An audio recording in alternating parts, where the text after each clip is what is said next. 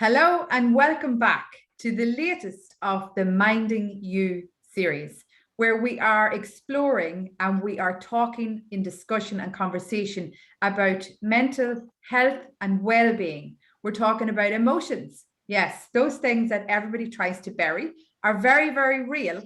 And the more we learn how to actually manage those, control those, and regulate those, the happier we get as humans. And today, my guest is the very fabulous Yvonne Smyth.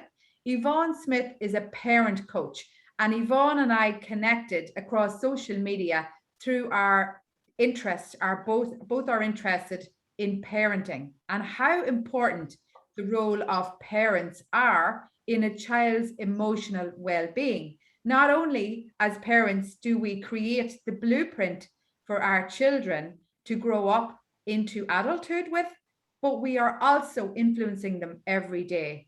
And I think this is a massive area that a lot of people are interested in and would like to know some more about. And who better to tell us and share all of her insights and her knowledge and her information other than Yvonne. Yvonne, you are very welcome. Thank you, Brita. It's great to be here. Tell us a little bit about Yvonne. Who are you, where are you, and what do you do? Okay, so I am Yvonne Smyth. As you said, I live in Northern Ireland. I live in Ballymena, so about half an hour north of Belfast. I'm a single mum of two kids, two boys, gorgeous boys who are 10 and 12, Max and Marco. And like you say, I'm a parent coach, and I have come through working in the corporate world in very senior level positions to then moving into executive coaching and employee engagement training and leadership training and customer experience and all of that. And now I have landed in a place where I actually feel is my sweet spot, where I'm actually able to take a lot of those skills that were around engaging employees in a workspace to engage the heads, hearts, and hands of kids, of my kids and of parents in supporting their kids as well. Brilliant. And it's a very important job for anybody to do. So I appreciate the work that you do. I don't think there's a lot of people doing it. And the more I learn about emotions and the more I work with adults to try and teach them about emotions, the more I realize that if we all knew this when we were kids, there would be so much more prevention of issues and emotional roller coasters in adulthood and less dysfunction in the world as a result. So I think the work you do is actually the answer to preventing so much of the mental unhealth and the mental dysfunction that I see in the world as adults. It's just a lack of knowledge, I think, from a young age. So very important work that you do. So hopefully somebody will pick up some of the pieces that you're going to share with us now and try and put some of this to use, because there's no point in us having information if we do not put it to use. So very important that anybody watching this takes away some of the tips or some of the pieces that Yvonne is talking about and tries to put them into practice. Because once you try this stuff, you'll always find you get results. It just takes a little bit of thinking in a different way, usually. And Yvonne will teach us a little bit more about that. So I have a few questions for you, Yvonne. The first one is, what is the connection between emotional well-being and resilience? Okay, yeah, great question. So let's talk first about what we have come to understand resilience is. I mean, we have come to understand that resilience is the ability to recover from struggle or setback or challenge. That's the dictionary definition, the ability to recover from a challenge or a struggle or a setback. I have delved an awful lot deeper into that, because if you actually take a step back and go, what are you actually recovering from? You're not recovering from the thing itself. You're recovering from the uncomfortable big emotions that you have about the thing. So, you know, Breda, if you apply for a job that you really, really want and you've been so invested in it and you work really hard to try and get this job and you don't get it, it's not the not getting of the job. That's a neutral event in and of itself. It's the emotions you feel about not getting the job that you have to try and have some resilience about. So you might feel disappointed, you might feel rejected and hurt, you might feel worthless, it might knock your confidence, you might feel jealous of the person who did get the job. So you have all this big plethora of emotions going on inside of you. And that's what you need to recover from or bounce back from. And so that's why It's about emotional well-being. Emotional well-being, to me, is the ability to feel all these feelings, whatever they are, but be able to reset yourself relatively easily and in an appropriate kind of time frame to a place of ease, of equanimity, and of peace. So you're not overwhelmed anymore. So that's the difference between somebody who, you know, bounces back within 2 days of not getting the job and somebody else who's still lying in their pit 3 weeks later feeling depressed because they haven't been able to reset back to that place of emotional well-being. So that's, to me, that's resilience is about emotions. Big time. Yeah. I love everything you said there. I think so much of that might be new to a lot of people. I think they don't understand why they're struggling with things. When you start to study and understand your own emotions, everything starts to get easier. It just makes more sense then. Yeah, and the thing is, we think we have this warped view that resilience is stoicism. It's stiff upper lip, didn't get the job. Oh, well, you know, it's for the best, or there's a reason for this false positivity as well, which is toxic. And that's not it at all. I mean, Breda, we've talked about this before, but you know, stuffing down your emotions is no good for you at all. And that's what actually you're doing. If you kind of go, oh, I'm fine, that just means you're stuffing them inside. They'll make you ill mentally and physically.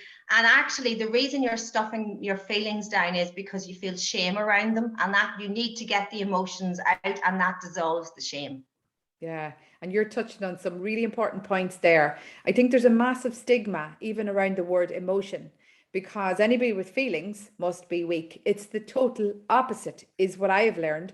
Because when we teach people to manage, to understand, and to regulate their own emotions, they are a totally different animal. They're a more powerful person and more in control of all of their outcomes and all of the impacts that they're having on people around them in the world.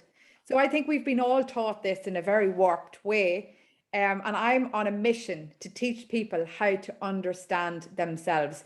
Because when you understand the emotions, how they work, all of the stuff you've just described there, Yvonne, life becomes clearer. The fog lifts and you know how to work it.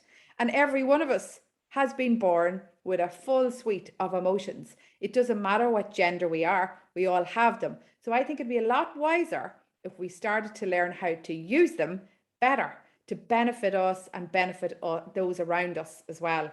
It just makes a lot more sense. So we're trying to do our best here, me and Yvonne and others that are part of this Minding You series, to get that kind of awareness out there and to start testing people's thoughts and their default thinking on how they view emotions. We want to change that.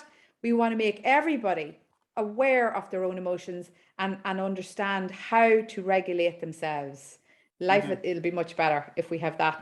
If we manage that, Yvonne, I'll be very We'll happy. change the world. We'll change the world, Breda. That's what will change the world. If people started to understand themselves, that would actually change the world because we'd have less dysfunction then and less expression of anger when in fact it's just because they don't understand any of their own emotions. Now you're into understanding and helping parents to teach children about emotions. Now that, as I said, is where I think the solution to all of this is, because whilst we are still fixing adults in terms of emotions and teaching people about emotions and their minds and everything so that they are empowered to help themselves, I do think that the absolute magic here is getting to the younger children and younger people in our society and teaching them so that we don't have the massive volumes of anxiety and depression that we are seeing across our young people. And I'm seeing that as a total void because they don't understand emotions. They have parents who don't understand emotions and teachers quite often who don't understand them either. Emotional intelligence is not something that's been on mainstream educational agenda. And yet you and I know that that's how we can help people to fix themselves. So what you do with the parents and for the kids is massive.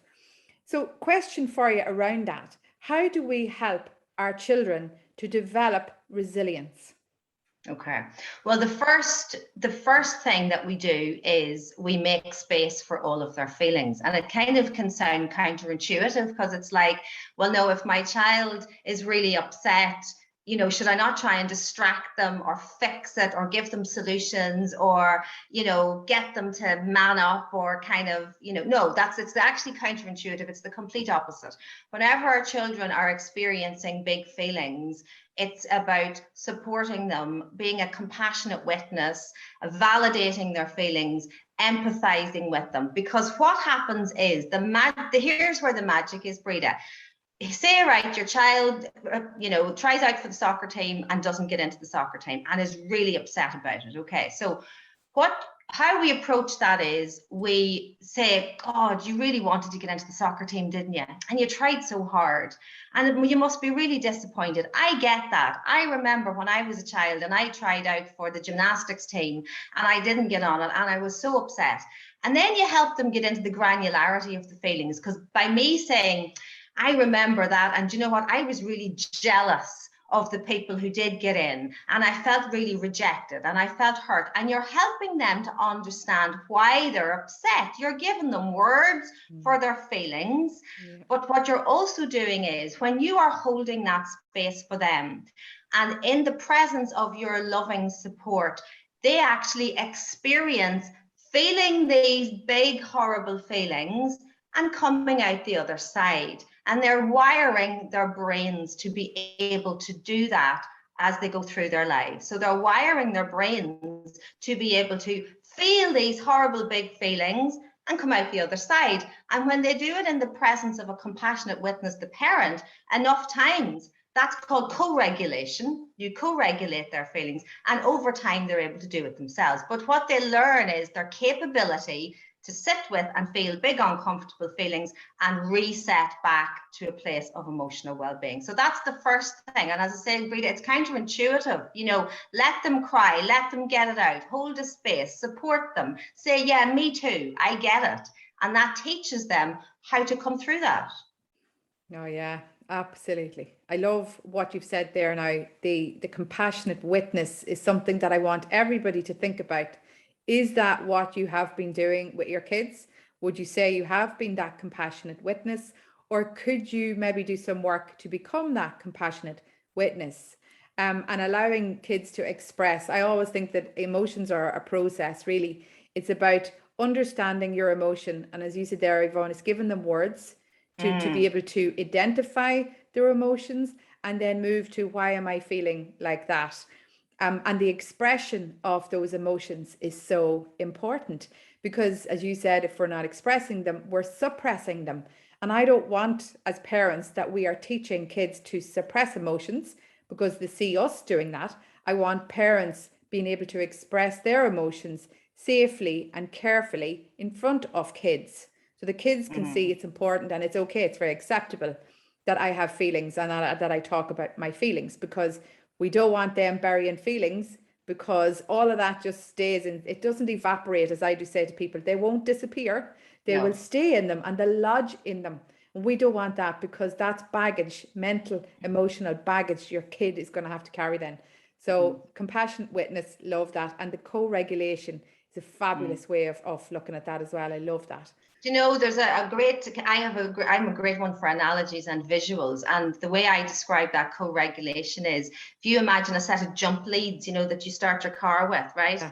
Your child is attached to you with the jump leads, right, and your calm and your regulation is literally going down the jump leads to them. That's right, actually an element of co-regulation. So your calm, your ability to manage your emotions in the moment and not get all caught up in theirs, your ability to be this sturdy ground for them helps them. They literally take that from us.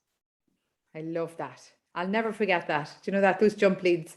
And that sort of funnel for my calm and my regulation to go to them. And that is actually what does happen in practice, if you're aware enough to watch what you're doing here and observe how these things are unfolding when these little events do blow up in a child's life. So that's fabulous. Thank you, Yvonne. Yeah. So we've another question here for you. Should we be pushing our children to do things that are outside their comfort zone? Okay, yeah. So there's a balance here to be had. And I will take my kind of cue from Dan Siegel, wrote a great book. If anyone wants to read a great book about resilience for kids, it's called The Yes Brain Child. And he talks about this notion of pushing and cushion. And you have to decide and you have to tune into your child and know and strike that balance between when they need a bit of pushing and when they know they just need a cushion. And I'll give you an example of something that happened just here the other day with my kids, where I had to kind of decide pushing or cushion. And it's a very simple example. So Max, who's 12, my oldest, and I were watching his younger brother playing football on Saturday. And when he was finished and got into the car, they suddenly spied this Dunkin' Donuts van, or one of those donuts vans. And Max said to me, "Can we get donuts?" And I said, "Yes, you can." So I took money out of my wallet and said, "Here you go and get the donuts." And he looked at me and he went, "Oh, I get social anxiety." Now they pick up these words from school and from stuff, and you know yourself. And I'm thinking, And he said, "So I don't know. Can you get them?" And I went, "No, I'll tell you what. I'll come with you. I'll walk as far as the van with you, but you can do it." And I actually said to him, "I feel you're fit for doing that." I said to him, "I feel you're fit for doing that." I said, "So I'll just come over with you." So I went over with him, stood away from the van. He still had the money. He went and asked for the donuts. He got the donuts and brought them back.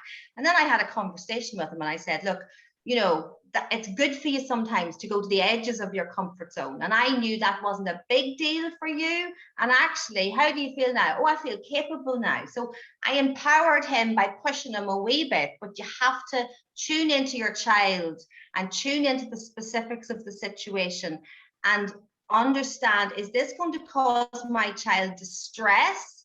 Or is this something whereby if I give them a wee push and they achieve it, they feel capable and empowered? So there's a balance to be had. And I think, Breda, we also have to remember that as adults, we're constantly talking about the likes of you and me pushing ourselves outside our comfort zone. These are kids, and it's not appropriate to always be pushing them further than they're capable of going. And in actual fact, you can end up traumatizing them if you push them too far. So remember that, folks. Pushing or cushion. Do I need to give them a wee push? Or do I need to cushion them and do the thing for them, or do part of it for them like I did, which was kind of went part of the way with them, Yeah. Oh yeah, I love that, pushing or cushion. Another one for us to take away from this video, Yvonne.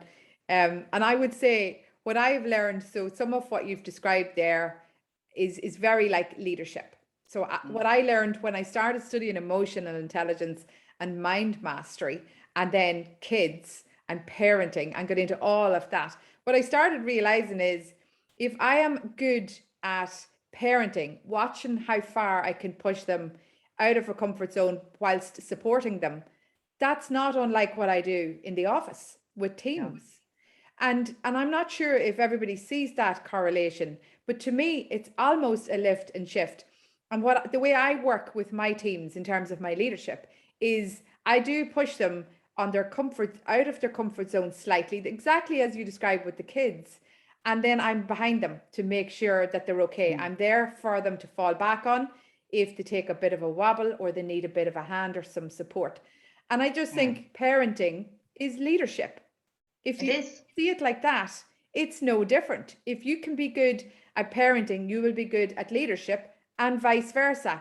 But you've got to understand humans' emotions, when to push them, when to hold them, when to support them, when to let them go on their own, when to be there behind them. And even the discussion you had in the car with the little guy when he came back around, how did that feel? I feel capable. That's a very important one. So whenever because I have similar experiences with my kids as well, they don't want to go into a shop, even though I'm parked outside the shop and watching them. Sometimes that kind of, the doubt will come in them and they'll doubt themselves that they couldn't do it. So I have to do the coaxing as well. And then when they're back in the car, how did that go? Was that okay? How did you find that? And that kind of debriefing helps them to kind of walk themselves through what they've just done, what they've just achieved, and how that feels. And I think that's an important piece of the process for all of us, kids and adults alike, when we do go out of our comfort zone and we dip the toe into the water of something that we're not comfortable with. I think it's very important to have a little debrief, whether that's with yourself with your kid, with somebody on your team. How did that feel? You know, would you like to do it again? You know, could you do a little more the next time? Could you do a little less? What felt good there? What felt comfortable? So yeah, all fabulous stuff, Yvonne. Thank you. And I've one question left for you. What else can we do to support the kids' emerging resilience? Okay, well, helping them to problem solve. So again, I'll use an example here. So let's say your child comes home from school and they are upset because they tried to join in a game that other people were playing in the playground and they were rejected. They were told to go away. So your child's all upset and whatever. So we do the first bit, which is the compassionate witness. Hold the space, you know, support, you know, that must have felt awful, blah, blah, blah, blah, right? So you do that bit that I've talked about first of all.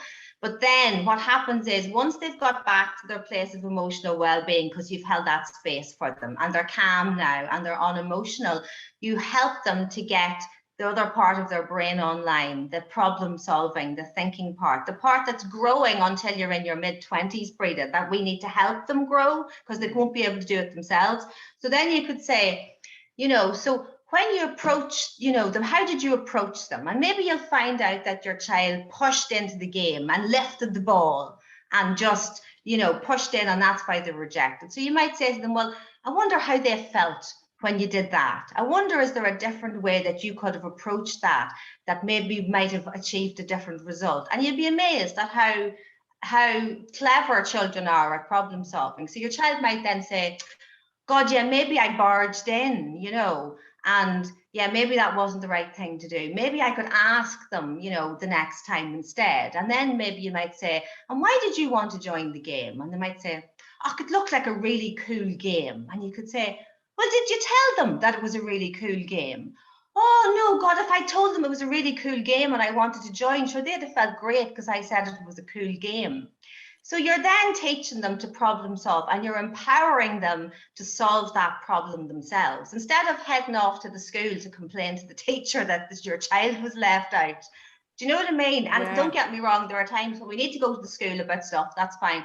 But if we can encourage our child to help solve their own problems, but you don't do that when they're emotional, when they're crying. You're not, it's you get them out of the emotion back to their well-being, and then you help them to solve the problems themselves for the future. And that's very, very powerful. Brilliant. Yeah. And what I heard there was that, you know, in terms of what you're actually teaching that child in that example is communication. So how to communicate, as in, I think this is a cool game. Can I play? And that's something that I've met many adults that still haven't learned. So I think that's crucial. And again, if we compare this with leadership, communication skills are everything in leadership. And if we can teach people how to do that easily, young, that'll be a default for them for life. They'll know how to do it, and it won't be a major deal that they have to go on courses to learn. So I think that's a really important skill. And I also heard empathy there in the mix. So you were teaching the kids to think about how the other children might have felt or why the other children may have acted the way they were acting. And that's another massive one that a lot of people, some I've met in adulthood who still have no empathy or very little in them.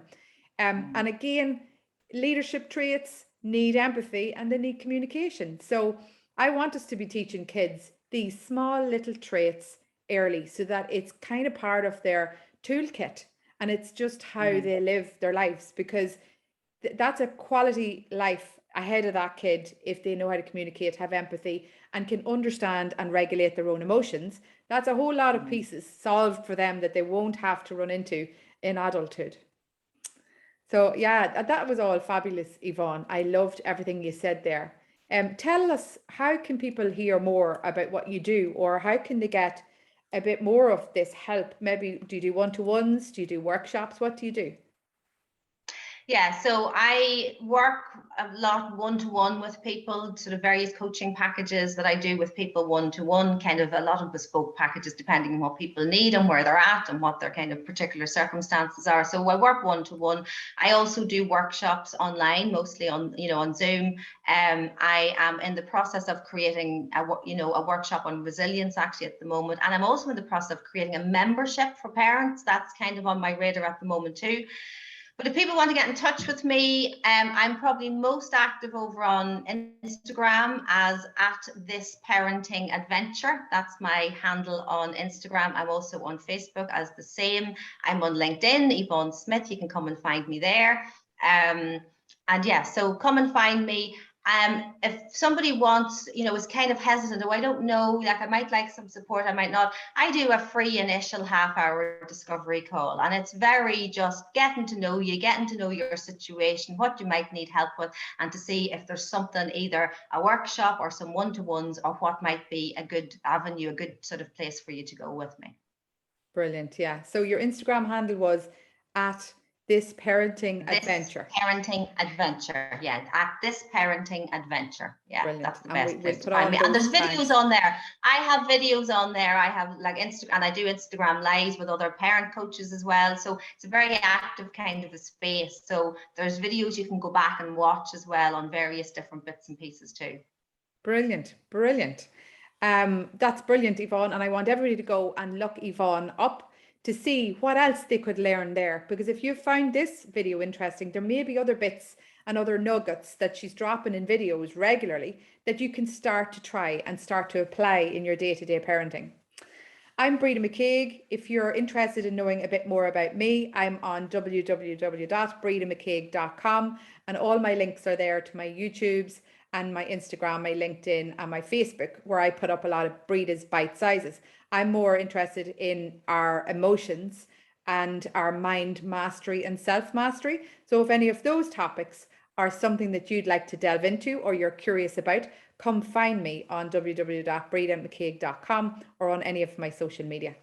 Yvonne, it has been a real pleasure to have you on the series, and I'm delighted with what you've just shared with us there. And I'm sure lots of parents and lots of those who maybe are not parents but have found a little bit out here about emotions and regulating their own will find all of what you've just shared there very beneficial to them and to their families. So thank you so much for your time. Thank you, Breda. And your sharing with all of that. Thank you. It's great to be here. Thanks for the opportunity. And we shall catch up offline, you and I. And for now, we will say goodbye. Okay, goodbye. Bye.